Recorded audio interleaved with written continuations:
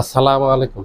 সকল জল্পনা কল্পনার অবসান ঘটিয়ে জামাতের কাছে বিএনপি পরাজিত হলো, অথবা জামায়াতের আমির ডাক্তার শফিকুর রহমানের কাছে তারেক জিয়া পরাজিত হলো। কারণ হলো, গত কয়েকদিন থেকে এই যে 31 তারিখে জামায়াতের আমির ডাক্তার শফিকুর রহমানের এক্স হ্যান্ডেল হ্যাক হয়েছে, সেটা নিয়ে বিএনপি অপরাজনীতি করেছে।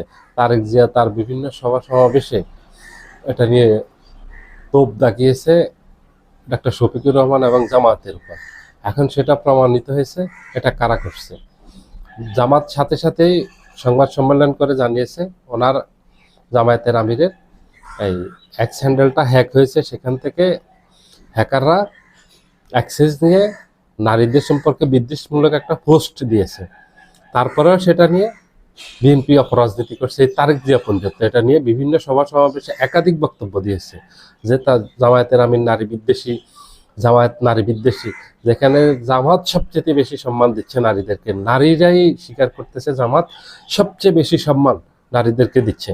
এবং বিএনপির নেতাকর্মীরা এই যে জামাতের মহিলা কর্মীদের মুখ থেকে তাদের নেকাব খুলে নেওয়া এবং নারীদের গায়ে হাত তোলা, পেটে লাথি মারা, বিভিন্ন জায়গায় নারীদের গায়ে হাত তুলেছে, হেনস্থা করেছে, এগুলো হাজার হাজার ভিডিও সোশ্যাল মাধ্যমে ছড়িয়ে গেছে।